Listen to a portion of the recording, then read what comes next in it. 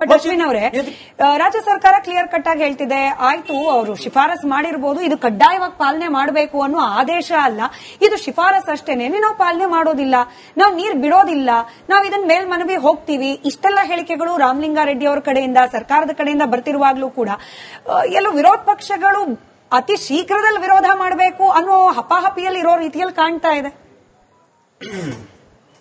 ಕಾಂಗ್ರೆಸ್ ಅವರು technically failure ಆಗಿದ್ದಾರೆ. ಇದರಲ್ಲೇನು ಎಲ್ಲ ನಮ್ಮ ಗುರುಗಳಾದಂತ KT ಶ್ರೀಕಂಠೇಗೌಡರು ಇವಾಗ ಹೇಳ್ತಾ ಇದ್ರು, ಅವ್ರು ಯಾವಾಗ್ಲೂ ಹೇಳ್ತಿರ್ತಾರೆ, ಕಾವೇರಿ ಹಿತರಕ್ಷಣಾ ಸಮಿತಿ ಸದಸ್ಯರು ಕೂಡ ಯಾವ ರೀತಿ ಟೆಕ್ನಿಕಲ್ ಫೇಲ್ಯೂರ್ ಆಗಿದ್ದಾರೆ ಅನ್ನೋದನ್ನ ಒಂದು ಸಿಂಪಲ್ ಆಗಿ ಹೇಳ್ಬಹುದು.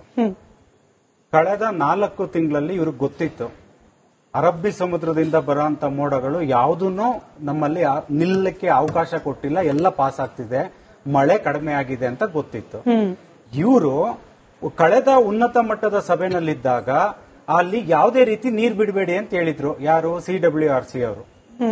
ತಮಿಳುನಾಡು ಅವರು ತುಂಬಾ ಪ್ರೆಷರ್ ಹಾಕಿ ಒತ್ತಡ ಏರಿ ಉನ್ನತ ಮಟ್ಟದ ಸಭೆ ಸೇರಿಸಿ ತಮಿಳುನಾಡಿಗೆ 4.5 TMC ನೀರ್ ಬಿಡಿಸಬೇಕು ಅಂತ ಅಷ್ಟೆಲ್ಲ ಹೋರಾಟ ಮಾಡಿ ಅವ್ರ ಬುದ್ಧಿವಂತರ. ನಮ್ಮ ಕಾಂಗ್ರೆಸ್ ಸರ್ಕಾರದ ಮಹಾನ್ ನಾಯಕರುಗಳು ಇವತ್ತು ರಾಜ್ಯದಲ್ಲಿರೋರು ಬುದ್ಧಿವಂತರ. ಕೇಳೋದು ಇವಾಗ ಹೇಳ್ತಿದ್ದಾರೆ 3,500 ಕ್ಯೂಸೆಕ್ಸ್ ಬಿಡಬೇಕು ಅಂತ. ಮಂಡ್ಯ ಕಾವೇರಿ ಜಲಾನಯನ ಪ್ರದೇಶದ ಭಾಗಗಳಲ್ಲಿ ಬೆಳೆಗಳಿದ್ದು ಅದಕ್ಕೆ 2 ತಿಂಗಳು ನಮ್ಮ ಶ್ರೀಕಂಠೇಗೌಡರು 2 ತಿಂಗಳು ಆ ಹೋರಾಟದಲ್ಲಿ ಭಾಗವಹಿಸಿದ್ದಾರೆ.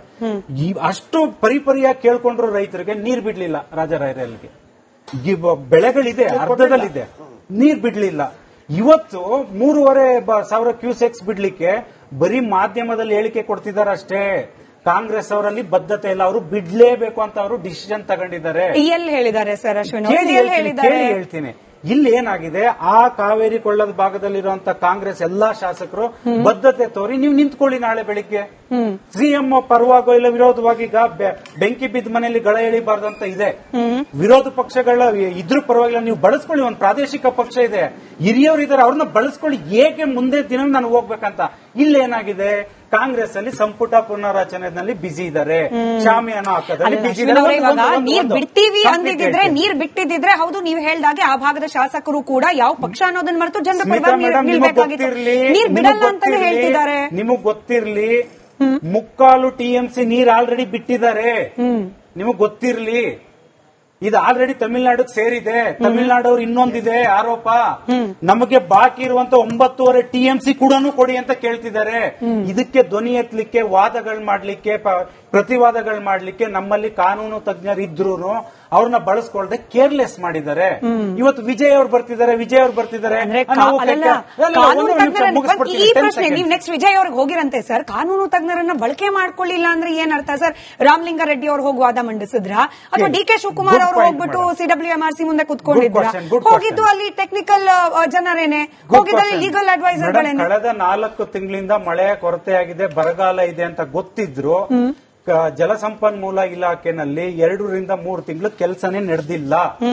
ಇಲಾಖೆನ ರಾಮಲಿಂಗ ರೆಡ್ಡಿ ಸಾಹೇಬ್ರು ತಗೊಳ್ಳಿಕ್ಕೆ ರೆಡಿನೇ ಇರಲಿಲ್ಲ. ಅವ್ರು ಗೊತ್ತಿತ್ತು ಕಾವೇರಿ ಹೋರಾಟ ರೈಸ್ ಆಗುತ್ತೆ, ಬರುತ್ತೆ. ಈಗ ಸುಮ್ನೆ ಒಂದು ವಾರದಿಂದ ವಿಜಯ್ ಅವರು ಬರ್ತಾರೆ, ಏನಾಗುತ್ತೆ? RCB ತರ ಅವ್ರ ಮಕ್ಕಳು ಮೊಮ್ಮಕ್ಕಳು ಅವರು ಇವರು ಬಂದು ಸೆಲ್ಫಿ ತಗೊಂಡು ಹೋಗಿ ರೆಡಿ ಮಾಡ್ಕೊಂಡು ಹೋಗ್ತಾರೆ ಅನ್ನೋದು ಬಿಟ್ರೆ, ಕರ್ನಾಟಕದಲ್ಲಿ ಕಾಂಗ್ರೆಸ್ ಸರ್ಕಾರ ಫೇಲ್ಯೂರ್ ಆಗಿದೆ. ಭವಿಷ್ಯ ನೋಡುತ್ತಿದ್ದೀರಾ? ನನಗೆ ಗೊತ್ತಿಲ್ಲ. ವಿಜಯ್ ಅವರ ಹತ್ರ ಕೇವಲ ಒಂದು ಫೋಟೋ ಆಪರ್ಚುನಿಟಿಗೋಸ್ಕರ ರಾಜರಾಯರಿಗೂ ಗೊತ್ತಿದೆ, ತಿಮ್ಮೇಗೌಡರಿಗೂ ಗೊತ್ತಿದೆ, ಗುರುಗಳಾದಂತ ಶ್ರೀಕಂಠೇಗೌಡರಿಗೂ ಗೊತ್ತಿದೆ. ಟೆಕ್ನಿಕಲಿ ಕಾಂಗ್ರೆಸ್ ಸರ್ಕಾರ ಫೇಲ್ಯೂರ್ ಆಗಿ ನಾವು ಇವಾಗ್ಲೂ ರಾಜಕೀಯ ಮಾಡ್ತೀವಿ. ಬಂದೆ ಸರ್, ದೊಡ್ಡವರಿದ್ದಾರೆ, ಕುಮಾರಣ್ಣ ಅವರಿದ್ದಾರೆ, ಗೊತ್ತಿದೆ.